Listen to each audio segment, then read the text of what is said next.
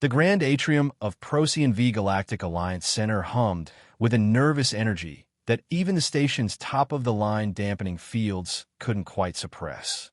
Delegates from 24 established species gathered in tight clusters, their translators buzzing with rapid-fire speculation and thinly veiled concern. The magnificent space, designed to accommodate beings from gas giants and crystal homeworlds alike, today seemed almost claustrophobic despite its vaulted ceilings and carefully calibrated atmospheric zones.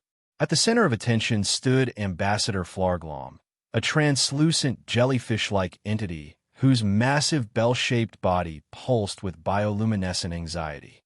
Its tentacles, normally gracefully suspended in protective low-pressure gas, now twitched erratically as it addressed the assembled dignitaries.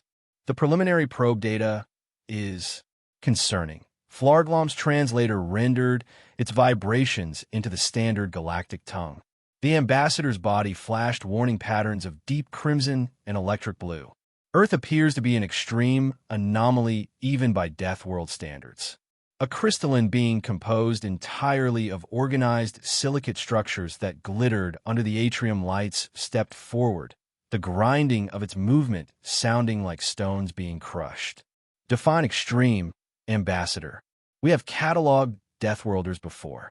Flarglom's tentacles rippled in the equivalent of a nervous sigh. The gravitational forces alone would crush most of us. Nearly twice galactic standard.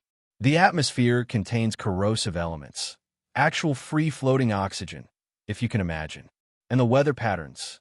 The ambassador's translucent tissues darkened momentarily.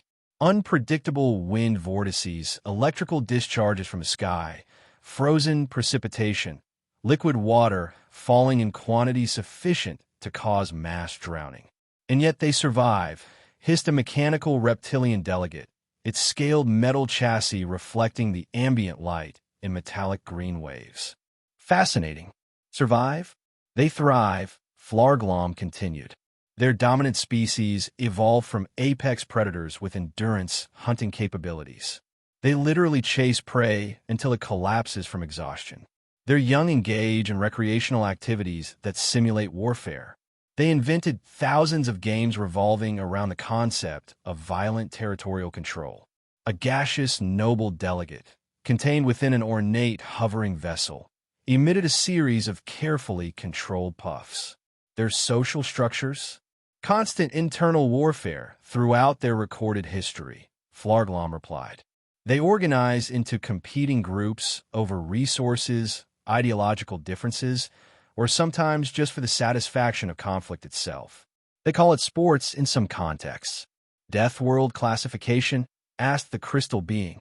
Preliminary assessment suggests class 13 or possibly 14. Flarglom admitted, causing a ripple of alarm to spread through the assembly. The mechanical reptilian's metallic tail twitched. Then their representative will be formidable, completed the gaseous noble. Body armor, certainly. Battle scars, weapons expertise, perhaps even cybernetic enhancements to survive their hellish conditions. Flarglom's gelatinous body quivered. The Earth vessel is scheduled to dock within the hour. Protocol teams have prepared specialized restraint fields and security measures as precautions. I've been assigned as primary liaison due to my species' adaptability to unpredictable situations. Left unsaid was Flarglom's expendability should the Earthling prove as dangerous as anticipated. As the delegates continued their nervous speculation, station alerts pinged gently throughout the atrium. The Earth vessel had arrived early. Docking procedures initiated, announced the station AI, accessing standard approach protocols. Except the approaching ship, a relatively small, surprisingly simple craft labeled the Wanderer in Earthscript, didn't follow the complex multi-layered approach sequence at all. It simply approached directly, ignoring the carefully orchestrated ballet of cross-checking and verification signals that constituted proper docking etiquette. They're not responding to automated guidance. A traffic controller announced with alarm. They're manually piloting. The assembled delegation watched in horror as the Earth vessel narrowly avoided colliding with a ceremonial shuttle belonging to the Grand Vizier of Altair's moons, leaving a visible scratch along its ornate hull before finally docking with a heavy metallic clang that reverberated through the station structure. Security drones immediately surrounded the docking port, defensive fields humming to life. The mechanical reptilian delegate extended reinforced armor plating over vital components. The crystal being's structure realigned into a defensive configuration. Flarglom retreated several meters, tentacles curled protectively around. Sensitive neural clusters. The airlock cycled. The docking port's massive doors parted with a theatrical hiss of equalizing pressure. No battle-armored warrior emerged. Instead, a young woman struggled through the opening, attempting to simultaneously open a bag of bright red spicy potato chips, balance an oversized green energy drink, and navigate the unfamiliar threshold.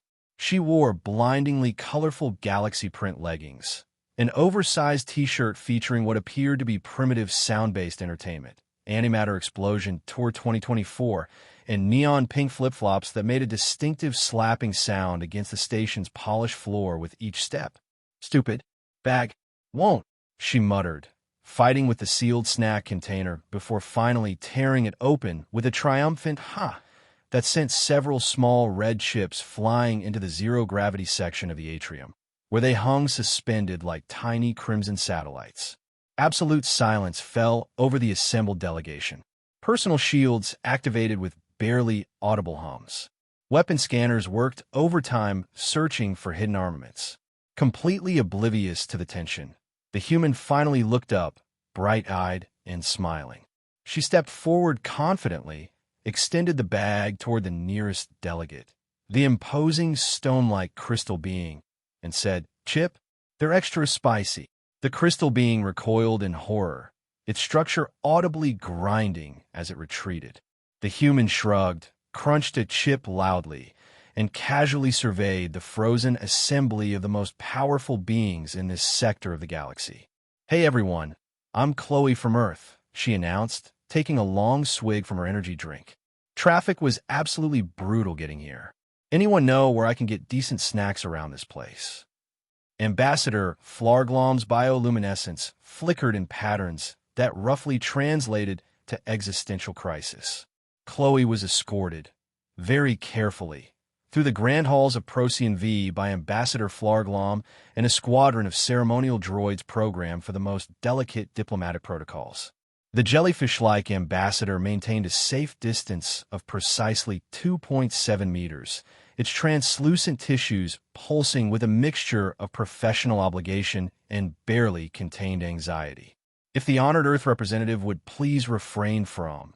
Flarglom began as Chloe reached out toward a hovering orb of condensed plasma that served as both artwork and part of the station's auxiliary power system. "Whoa, this is shiny," Chloe interrupted, her fingers nearly brushing the containment field. "What does it do?" The ambassador's tentacles twisted in distress. "That is the sacred flame of Rigel, a ceremonial artifact symbolizing the first interspecies alliance, and also a Class 3 plasma containment hazard that..." Cool. Chloe nodded, already distracted by something else. She abruptly changed direction, wandering over to examine an ornate commemorative plaque while slurping noisily from her energy drink. The ceremonial droids scrambled to adjust their formation, their programming clearly unable to anticipate her random movements. A dignified procession of delegates approached, led by a tall, willowy being composed of interwoven vines and transparent tubes filled with colorful liquids. The plant-based dignitary began a formal greeting, its melodious voice rising and falling in the traditional 16-part welcome of the photosynthetic conclave. "Most honored representative of the newly discovered world, we extend the ancient greeting of our people, dating back 27,000 cycles to the Great Germination, when first our consciousness bloomed under twin suns of..." "Yeah, hey, nice to meet you two," Chloe interjected, extending her hand for a shake that the plant being had no anatomical way to reciprocate. "Super cool, Vine. Tentacle. Things you've got going on. So, can we get to the main event?" My favorite show starts in like 6 hours, and I'm hoping to catch it if the signal reaches out here. The plant dignitary froze mid-recitation, its liquid-filled tubes momentarily stilling in shock. The carefully choreographed welcome committee behind it collided in confusion, resulting in a diplomatic pileup of beings from 6 different planetary systems. As the flustered officials attempted to recover, Chloe turned toward a hovering spherical entity composed of swirling gases and asked with genuine curiosity, "So, with those tentacle cloud things, how do you guys high-five? Or do handshakes? Or like hold stuff?" The gas being's containment field flickered in what might have been embarrassment as its translator struggled to process the concept of high-five and whether the question constituted a grave cultural taboo or merely unprecedented rudeness. Flarglom intervened quickly. Perhaps the honored Earth representative would like to proceed to the welcoming reception. "There are refreshments. Food? Now you're talking." Chloe brightened immediately. "I'm absolutely starving. That space flight took forever, and the only thing in my bag is chips and a couple of Squish protein bars." The reception hall had been prepared with meticulous attention to detail, featuring carefully selected consumables theoretically safe for carbon-based oxygen breathers based on preliminary data from Earth probe missions. Chloe approached the elaborately arranged display with visible skepticism. "What exactly am I looking at here?" she asked, prodding a gelatinous blue cube that wobbled ominously. "That is Neptunian sea crystal extract, a delicacy among," began a helpful protocol droid. Chloe took a tentative bite and immediately made a face. "Tastes like regret and old gym socks." Nevertheless, she swallowed it, much to the horror of watching delegates who had expected a much more severe reaction to what was, for many species, a powerful hallucinogen. Moving down the line, she encountered small glowing cubes arranged in a precise geometric pattern. "And these little light-up thingies? Energy-dense nutrition modules calibrated for high-gravity species," Flarglom explained. Chloe popped one in her mouth and chewed thoughtfully. "Huh, kind of like super intense pop rocks. Tingly." She continued sampling various alien delicacies with casual disregard for their exotic biochemistry, offering colorful Earth-based comparisons that made little sense to the bewildered audience. Seemingly unsatisfied with the offerings, Chloe reached in her bag and withdrew several packets. "I brought some of my own snacks if anyone wants to try Earth food," she announced, spreading out beef jerky, gummy worms, and more potato chips. The reaction was immediate and panicked. Security fields activated around the unauthorized organic material, and a containment team in protective gear materialized with alarming speed. "Potential biohazard detected," announced an automated system. "Unscreened biological material from high contamination source." "Whoa, chill out," Chloe protested as her snacks were hurriedly sealed in containment fields. "It's just beef jerky. It's already preserved and everything." The organic material derived from a predatory Earth species, gasped a delegate, its chitinous exoskeleton visibly paling. "Well, yeah, cows, I guess." Chloe shrugged, though they're pretty chill. Mostly just stand around eating grass. While the security team was busy containing her snacks, Chloe noticed a ceremonial energy conduit nearby, part of the station's decorative lighting system. With practiced nonchalance, she pulled a small foil-wrapped package from her pocket and held it near the conduit. "What is the Earth representative doing now?" whispered a horrified delegate to Flarglom. "Heating my emergency burrito," Chloe explained cheerfully as the package began to warm from the energy field's radiation. "Breakfast burrito. Most important meal of the day, especially when it's space travel day." The unauthorized interaction with the energy system caused minor fluctuations throughout the reception hall, briefly dimming lights and causing several sensitive delegates to experience mild disorientation. As the diplomatic chaos continued to unfold, Ambassador Flarglom attempted to salvage the situation by engaging in small talk. Floating closer, though still maintaining a safe distance, the jellyfish diplomat commented, "We've taken special precautions for your comfort, honored representative. The reinforced flooring in this section has been specially calibrated to support beings from high-gravity worlds such as yours." Chloe looked confused. High gravity? Earth's pretty normal, gravity-wise. But the preliminary data indicated that your planet has nearly twice the standard gravitational pull of most inhabited worlds. Flarglom's translator rendered with confusion. Really? Huh. Chloe shrugged. Feels normal to me. Though I will say my upstairs neighbor sounds like he weighs a ton when he does his Zumba workouts. The ceiling practically shakes. This casual comment sent ripples of new terror through the assembled delegation.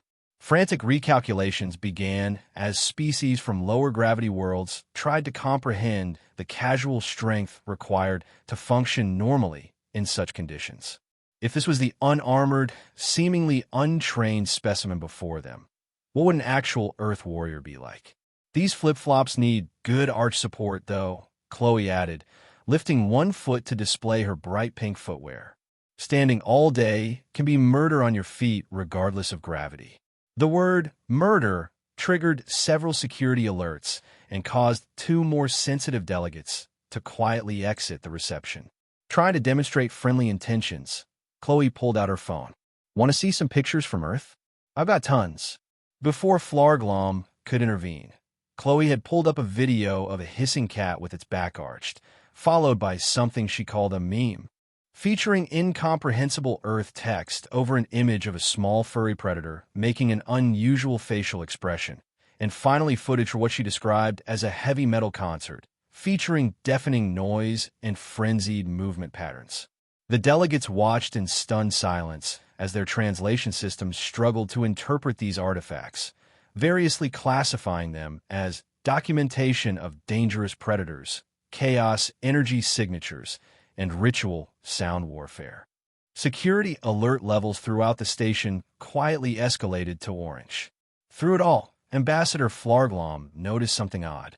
Despite its professional anxiety and the clear diplomatic disaster unfolding, it found itself strangely fascinated by this chaotic, incomprehensible being who consumed potentially toxic substances without concern, casually interfered with energy systems, and displayed images of predators for apparent amusement. There was something strangely compelling about the humans' complete lack of protocol, something almost enviable about such freedom from constraint. As Chloe launched into an animated story about something called Karaoke Night Gone Wrong, Flarglom's bioluminescence patterns shifted into an unusual configuration that its species rarely displayed in professional settings, the equivalent of reluctant fascination. Would the Earth representative please state her defensive capabilities for the record? The question came from Supreme Analyst Zorp, a crystalline entity whose perfectly geometrical form contained what was reputed to be the most logical, analytical mind in the sector. As head of the Initial Threat Assessment Subcommittee, Zorp had insisted on conducting a standard evaluation protocol despite the chaos of the welcoming reception. Chloe, now seated in a specially reinforced chair in the center of a semicircular arrangement of committee members, looked confused. Defensive capabilities? Like, personally, affirmative. Zorp's voice resonated from its crystal lattice. Standard Protocol 7329. B requires cataloging of personal defense mechanisms for all new species representatives. Oh well, Chloe thought for a moment. I guess we have, like, police and door locks? That sort of thing. Zorp's crystal structure vibrated slightly in what might have been frustration. I'm inquiring about your personal defensive systems. Armor, weapons, biological defenses. I took a self-defense class once in college, Chloe offered. I remember how to use keys as a stabby thing if someone sketchy approaches me in a parking lot. The committee members exchanged concerned glances. A data officer hurriedly made notes about primitive metal implements used as weapons. Perhaps we should approach this differently, Zorp continued. Please describe Earth's combat doctrine. Combat doctrine? Chloe repeated blankly. How does your species approach conflict? What are your warfare principles? Chloe scratched her head. Well, I got into a pretty heated argument online about whether pineapple belongs on pizza. Does that count? I'm pro-pineapple, by the way, which apparently makes me a monster according to some people. More confused notes were taken. Flarglom, observing from the side, noticed several committee members attempting to parse pizza and pineapple through their translators with limited success. Let's try once more. Zor persisted, its crystalline patience clearly wearing thin. What are your species' survival priorities? Chloe thought for a moment. Finding good Wi-Fi, avoiding spoilers for my favorite shows, remembering where I park my car. Oh, and having a phone charger. Nothing worse than being at 2% battery when you're lost somewhere. Zorp's crystal lattice emitted a faint high-pitched sound that might have been the equivalent of a frustrated sigh. Perhaps a practical demonstration would be more informative. Would the Earth representative please show us a typical personal defense item from your world? Chloe rummaged through her bag, pushing aside snacks, tangled headphones, and what appeared to be several crumpled receipts. I don't really carry weapons or anything. Oh, wait. She triumphantly pulled out a small cylinder attached to her keychain. I have pepper spray. My mom insisted I carry it when I moved to the city. And this is a weapon? Zorp inquired. Kind of. It's more of a deterrent. You spray it if someone's attacking you, and it makes their eyes burn like crazy so you can run away. A chemical weapon, noted one committee member with alarm. A temporary incapacitating agent, corrected another. Could you demonstrate its function? Zorp requested. I don't think that's a good idea indoors, Chloe said. It's pretty nasty stuff. Our containment fields can manage it, Zorp assured her. Please proceed with a minimal demonstration. Reluctantly, Chloe pointed the canister away from the committee and pressed the button briefly. A small spray emerged, considerably more than she intended due to the different atmosphere pressure. The fine mist wafted through the air, and despite the containment fields, trace amounts spread throughout the chamber. The effect was immediate and dramatic. Chloe herself began coughing, her eyes watering slightly from even the minimal exposure. But the committee members with enhanced olfactory or chemical sensing abilities had far more severe reactions. 2 delegates immediately collapsed as their sensory systems overloaded. A third began rapidly changing colors while emitting a high-pitched keening sound. Emergency medical drones descended from the ceiling as hazardous material alarms blared throughout the chamber. I'm so sorry, Chloe exclaimed between coughs, frantically waving a tourist brochure to disperse the lingering spray. I told you it wasn't a good idea. It took nearly 20 minutes for the chamber to be fully decontaminated and the affected delegates revived. Zorp, whose crystalline structure had protected it from the chemical assault, regarded Chloe with what might have been new respect, or possibly fear. We will proceed to the environmental tolerance assessment, Zorp announced once order had been restored. Chloe found herself in a sealed chamber where atmospheric pressure, temperature, and composition could be precisely controlled. The test was designed to expose delegates to mildly stressful conditions to assess their species' adaptability. As the chamber's environment was gradually altered, increasing temperature by 5 degrees, reducing pressure by 10%, introducing trace amounts of inert gases, Chloe barely seemed to notice. She scrolled through her phone, occasionally glancing up when a particularly dramatic environmental shift occurred. Is something supposed to be happening? She finally asked, looking around with mild curiosity. It feels a little warm in here, and my hair is getting frizzy from whatever you're doing with the air. Could you maybe crank up the AC? The technicians exchanged troubled glances. They had already created conditions that would cause significant discomfort to most galactic standard species. How does the current environment compare to your homeworld? Zorp inquired through an intercom. Pretty normal, I guess. Chloe shrugged. Reminds me of summer in Phoenix, or that time I went hiking in Death Valley. Now that was hot. She fanned herself casually with a brochure. Or walking to class during Canadian winter. That was the other extreme. Wind chill of like -40. Your nose hairs freeze instantly when you breathe. Super weird feeling. The monitoring team frantically recorded these casual references to environmental conditions that would be immediately fatal to most of their species. Zorp's perfect crystal structure developed a barely perceptible crack along one facet. In these conditions, Death Valley and Canadian winter, they are considered extreme even by Earth standards? Zorp asked carefully. Oh yeah, for sure, Chloe nodded. Most places aren't that bad. though climate change is making weather more unpredictable lately. Last year, we had this crazy derecho storm system come through. Winds like 100 miles per hour out of nowhere, trees down everywhere. I lost power for like 3 days. Had to eat all my ice cream before it melted. As the environmental assessment continued, the committee's concern only deepened. Every casual mention of Earth's daily conditions, traffic jams where humans sat in sealed metal boxes in direct solar radiation for hours, weather phenomena featuring electrical discharges from the sky, the casual consumption of suspicious street food, the existence of activities called base jumping or ultramarathons was documented as evidence of a species completely desensitized to constant low-level lethal threats. By the time the assessment concluded, 3 more monitoring technicians had requested transfers, and Zorp's crystal structure had developed several additional stress fractures. The committee will need to deliberate, the crystal being announced, its resonant voice slightly less harmonious than before. These findings are unexpected. Deep within Procyon V's maintenance subsystems, a small service droid moved with methodical precision through rarely used access tunnels. Its designation badge identified it as Maintenance Unit 47B, but this was a careful forgery. The droid's actual identity was buried beneath layers of reprogramming and false identification markers. Its mission was simple but devastating. Sabotage the station's primary energy core during the Earth Representative's assessment, ensuring the catastrophic failure would be attributed to the unpredictable Deathworlder. The resulting disaster would guarantee Earth's permanent exclusion from the Galactic Alliance, an outcome highly desirable to certain trade interests who feared Earth's potential economic disruption.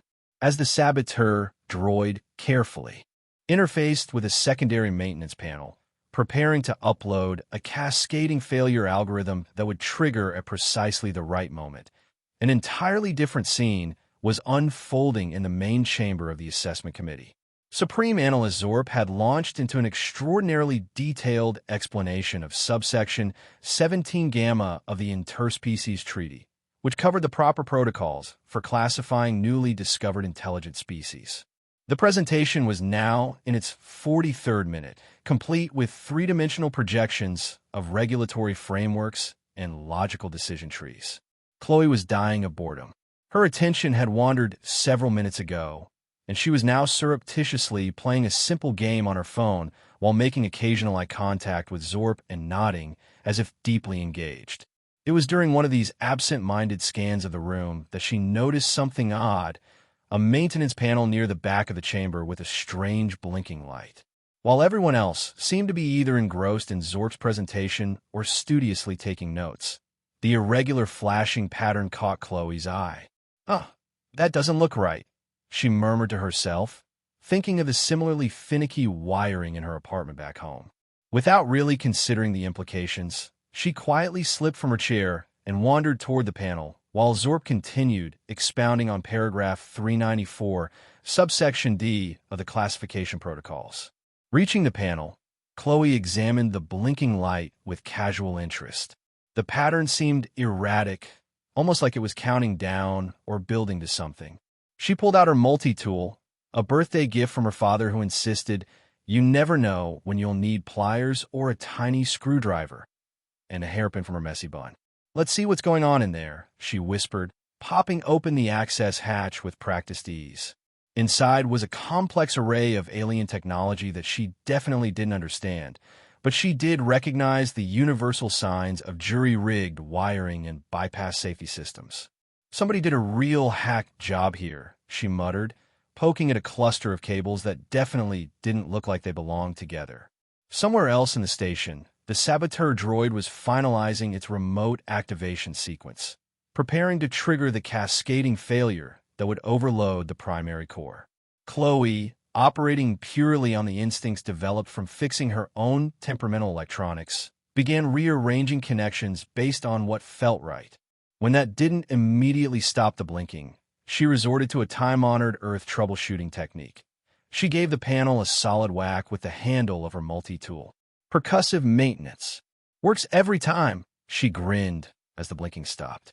What she didn't realize was that her random reconfiguration and well-timed smack had created a feedback loop in the saboteur's remote activation system. As the droid attempted to initiate the overload sequence, the signal instead short-circuited its own systems. A shower of sparks erupted from the maintenance panel. Alarms briefly shrieked before falling silent. And somewhere deep in the station's access tunnels, a maintenance droid suddenly went offline in a small puff of smoke. The main power remained stable. The commotion immediately halted Zorp's presentation. Security forces rushed into the chamber, weapons drawn, to find Chloe calmly examining her slightly singed multi-tool beside a smoking maintenance panel. "What has occurred?" Zorp demanded, its crystal structure vibrating with alarm. "Not sure," Chloe shrugged. "This thing was blinking weird, so I fixed it. It sparked a bit, but seems okay now." She gestured toward the now-quiet panel. "Might want to have someone look at the wiring, though. Reminds me of my old college dorm, total fire hazard." Security logs later revealed that at the exact moment Chloe had fixed the panel, an unauthorized access attempt to the station's core systems had been terminated. Further investigation discovered fragments of sabotage code that would have triggered a catastrophic overload if successfully implemented. The committee was baffled. Had the Deathworlder somehow detected the sabotage attempt and neutralized it using primitive tools and brute force? Was her intervention deliberate or coincidental? Could she sense threats that their advanced systems had missed? Chloe's explanation: "It was sparking, so I hit it," only deepened the mystery and reinforced the growing perception of humans as possessing chaotic, unpredictable, potentially useful abilities. From the side of the chamber, Ambassador Flarglom watched Chloe with an expression that combined terror and awe, its bioluminescent patterns forming complex configurations that roughly translated to fascinated existential dread. The emergency session of the full Galactic Alliance Council had been called within hours of the sabotage attempt. Representatives from all member species gathered in the Grand Chamber, an atmosphere of urgent concern permeating the proceedings. High Counselor Vexenar, a towering insectoid being whose chitinous exoskeleton clicked rhythmically as it moved, called the session to order. "We face an unprecedented situation," the High Counselor's translator rendered in measured tones. "The Earth assessment has produced unusual results." Supreme Analyst Zorp floated forward, its crystal structure now reinforced with supportive bands after developing several stress fractures during the assessment process. "The human representative defies standard classification," Zorp reported. Initial expectations based on planetary data suggested a heavily armored warrior species adapted to high gravity and harsh conditions. "Instead, we have encountered—" the crystal being paused, seemingly struggling to find appropriate terminology. "A chaotic element," offered a council member. "An unpredictable variable," suggested another. "A flip-flop-wearing snack enthusiast," added a third, whose translation matrix had apparently malfunctioned slightly. Ambassador Flarglom, now officially designated as Earth Liaison due to its unexpected rapport with Chloe, undulated forward. "The sabotage attempt has forced us to reconsider our perspectives," the jellyfish diplomat admitted. "The humans' actions, while appearing random and even incompetent by our standards, were surprisingly effective." She detected and neutralized a threat our security systems missed entirely. "Was it intentional?" asked Vexenar. "Did she know what she was doing?" "That remains unclear," Zorp admitted. Her explanation suggested mindless tinkering rather than purposeful intervention. "Perhaps that is the point," suggested a spectral entity composed of interwoven light waves. "Perhaps what appears to us as chaotic incompetence is actually an evolutionary advantage on a death world, an ability to function effectively amid constant unpredictable threats." The council murmured thoughtfully at this insight. "Consider the evidence," Flarglom continued, warming to the theory. "She displays remarkable environmental tolerance, consuming substances that incapacitated committee members. She carries chemical weapons as casual accessories. She interfaces with and repairs critical systems using the most primitive tools imaginable. And she does all this while appearing completely unconcerned, added Zorp, as if constant danger is so normalized that she no longer consciously registers threats. After hours of intense debate and analysis of the assessment data, the council reached a surprising conclusion. They were not witnessing ineptitude from the Earth representative, but rather a form of highly effective chaos perfectly suited for survival in a dangerous universe. The ability to withstand environmental stress, consume toxic substances, and repair critical systems on the fly, even if accidentally, was suddenly viewed as incredibly valuable. We propose conditional membership for Earth, High Counselor Vexenar announced. We require more data on this fascinating species. The human Chloe will remain as interim liaison, and Earth will be invited to send additional experts, specifically those specialized in applied chaos theory, extreme environmental adaptation, and percussive maintenance techniques.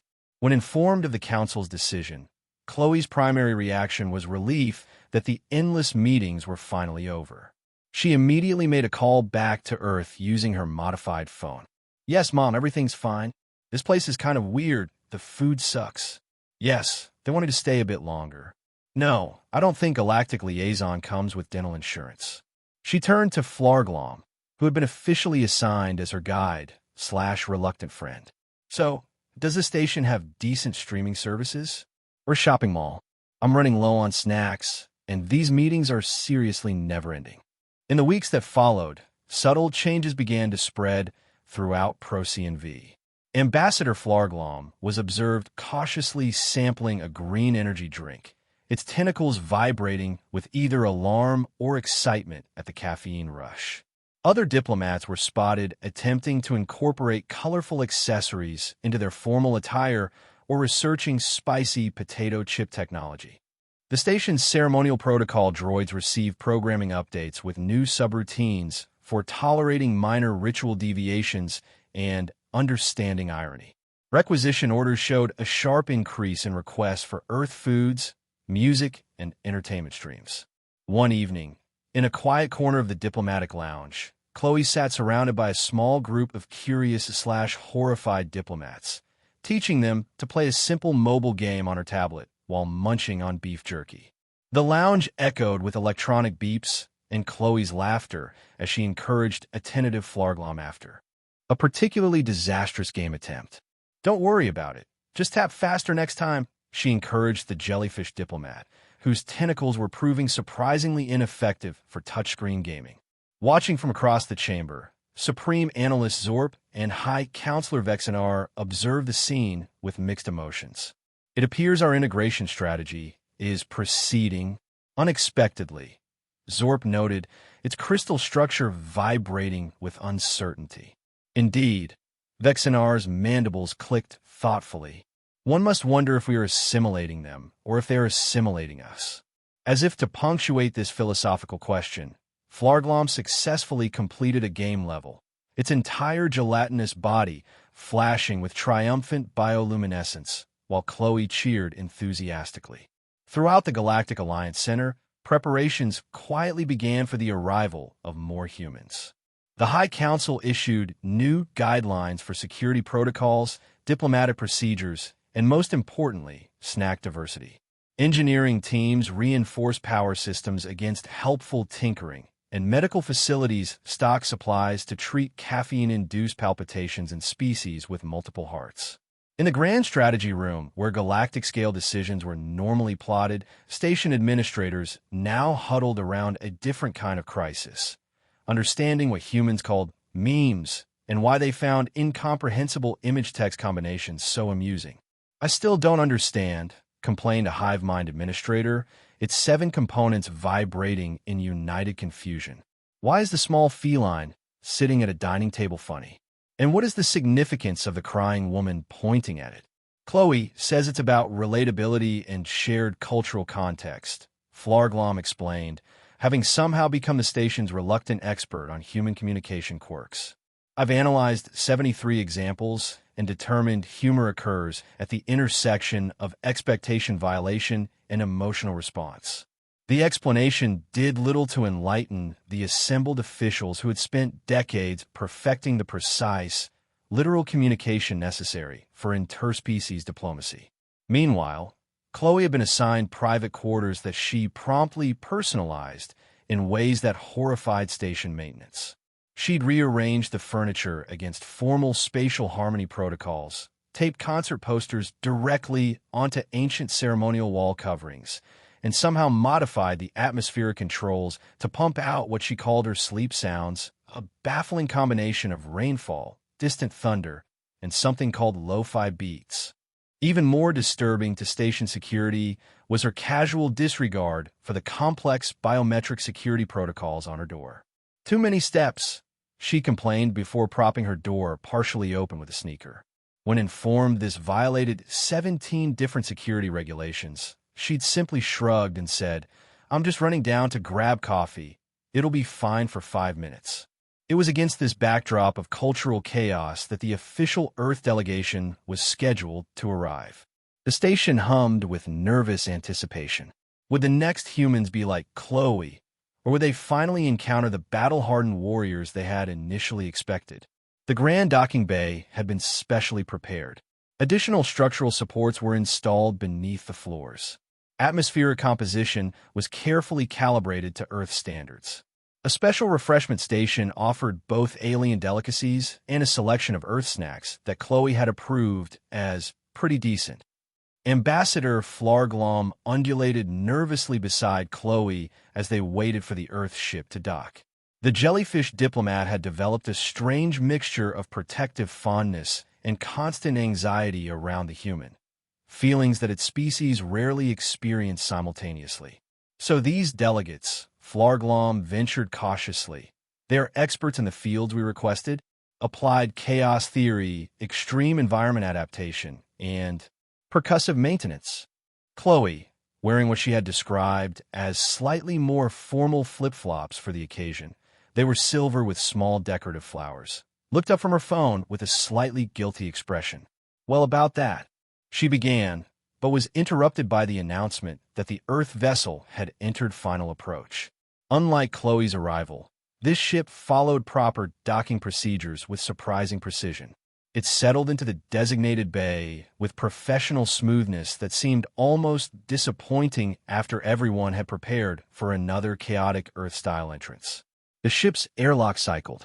Diplomatic staff tensed. Security drones hovered at ready positions. The doors slid open to reveal a completely ordinary-looking older human man with wild white hair, wearing khaki cargo shorts, a Hawaiian shirt covered in parrot patterns, and sandals with socks. He carried what appeared to be a half-eaten corn dog in one hand and was mid-bite as the doors opened. "MMPHM," he said, hurriedly finishing his mouthful and wiping his hand on his shorts before extending it toward the stunned reception committee. "Dr. Maxwell Jenkins, Earth's special envoy of chaotic systems theory and advanced improbability physics. Delighted to be here. Sorry about the snack. Long journey. Couldn't wait. Is there ketchup anywhere?" Behind him emerged a tall, lanky woman with sunburned skin and sun-bleached hair, pulled back in a practical ponytail. She wore hiking shorts with multiple pockets, a weathered t-shirt reading Death Valley Ultra Marathon Survivor, and sturdy trail running shoes. "Dr. Lynn Ramirez," she introduced herself with a casual wave. "Environmental adaptation specialist. This station's oxygen levels are fascinating. Bit rich for my taste after 3 months in the Atacama Desert testing human adaptation to extreme conditions." The third human to emerge was a stocky middle-aged man with massive forearms, wearing blue coveralls stained with various industrial substances. He carried an oversized toolbox and was already eyeing the station's visible infrastructure with professional interest. "Mike Kowalski," he said simply. "Engineering troubleshooter. Something's vibrating in your propulsion stabilizer. I can hear it. Might want to let me take a look before it becomes a problem." The assembled dignitaries stared in bewilderment. These were Earth's chosen representatives? No formal attire, no military bearing, Not even basic diplomatic protocol? Chloe bounced forward excitedly. Dr. Jenkins, Dr. Ramirez, Mike, you guys made it. She exchanged casual greetings with each of them. Complicated handshake rituals with Jenkins, a high five with Ramirez, and a fist bump with Kowalski. You know each other? Flarglom's translator rendered its surprise vibrations. Oh sure, Chloe nodded cheerfully. Dr. Jenkins was my quantum physics professor in college. He's the one who recommended me for this gig when the initial signal came through. I interned with Dr. Ramirez during her climate adaptation field study in Australia. And Mike fixed my apartment's ancient heating system last winter when it was literally freezing inside. Flarglom's tentacles twisted in confusion. But they're the specialized experts we requested. Well, yeah, Chloe shrugged. Did you think I just randomly showed up? I'm actually the advanced communications specialist. I have degrees in xenolinguistics and cultural adaptation theory.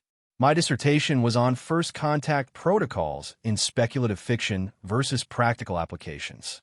The stunned silence that followed was broken only by Dr. Jenkins loudly asking again if anyone knew where he could find ketchup for his corn dog. And so began the next phase of Earth's integration into the Galactic Alliance.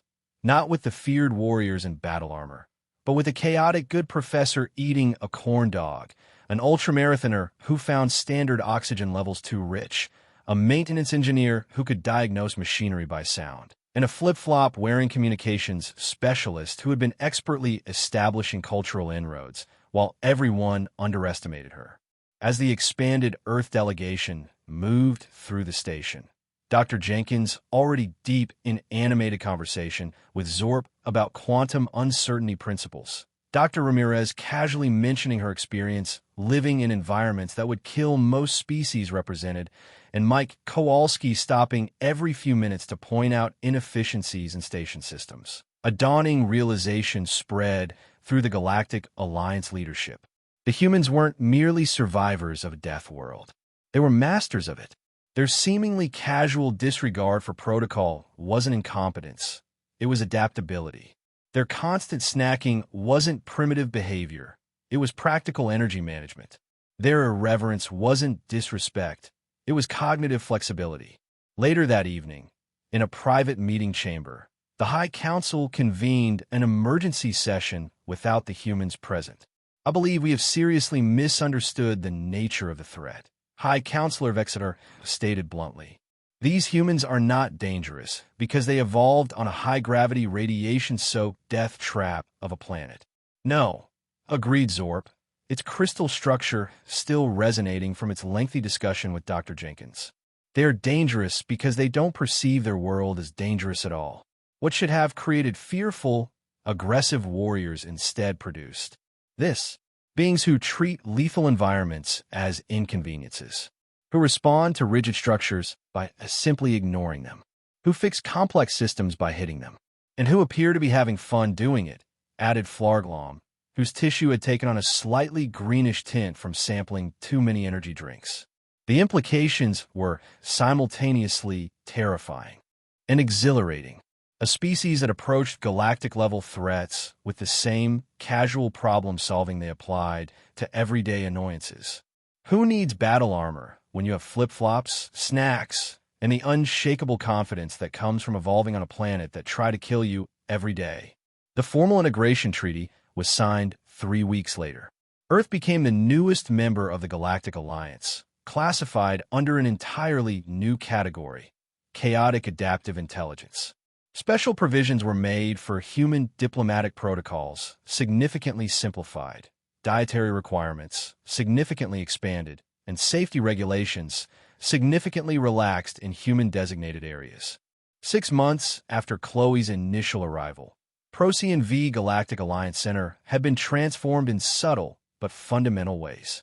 Mike Kowalski had revolutionized station maintenance with his "if it ain't broke, it will be soon, so fix it now" philosophy. Dr. Ramirez had established an environmental adaptation training program that was surprisingly popular among species from less challenging worlds. Dr. Jenkins had founded a cross-species research initiative exploring what he called beneficial randomness in complex systems. And Chloe, now officially Earth's primary ambassador despite her continued insistence on wearing casual attire to formal functions, had become something of a cultural icon. Her diplomatic style, direct, friendly, occasionally irreverent but always genuine, had proven unexpectedly effective at cutting through centuries of calcified protocol. In the diplomatic lounge that had once been a temple to formal interaction, Ambassador Flarglom now floated comfortably beside Chloe as she introduced a group of fascinated alien diplomats to the concept of movie night. On the large screen normally used for treaty negotiations, a classic Earth science fiction film played, showing aliens far more terrifying than any actual species present. "See, this is what we thought aliens might be like," Chloe explained, munching on popcorn, now a highly sought-after commodity throughout the station. "Scary monsters wanting to eat us, or something. And instead you found us," Flarglom observed, cautiously sampling a popcorn kernel with a delicate tentacle tip. "Yep, turns out the scariest thing in the galaxy was actually just bureaucracy," Chloe grinned. "Way more terrifying than any monster." The gathered diplomats laughed, a communication technique many had adopted from their human counterparts, finding it unexpectedly effective at easing tensions. As the film continued, Flarglom's bioluminescence pulsed in patterns of contentment. The jellyfish diplomat reflected on the strange journey from terror to acceptance of these chaotic beings. The galaxy had expected armor-clad warriors from a Deathworld. Instead, they got flip-flops, corn dogs, and casual competence in the face of danger. And somehow, that had turned out to be exactly what they needed. In the control center above them, Supreme Analyst Zorp and High Counselor Vexar observe the scene through monitoring systems. "They are adapting us more than we are adapting them," Zorp noted with surprisingly little concern for such a significant paradigm shift. "Perhaps adaptation is precisely the point," Vexar replied philosophically. "After all, what is the alternative to change in an ever-evolving universe?" Below them, Chloe let out a whoop of laughter at something on screen, nearly spilling her energy drink. Around her, diplomats from a dozen worlds, some ancient and dignified beyond measure, found themselves smiling, chuckling, or producing their species' equivalent of amused appreciation. The Deathworld had indeed sent a representative. Not the warrior they expected, but perhaps the one they needed. Someone to remind the galaxy that sometimes the most powerful adaptation isn't armor or weapons, but the ability to find joy in chaos, to make friends instead of allies, and to face the unknown universe not with fear, but with a smile, a snack, and comfortable footwear.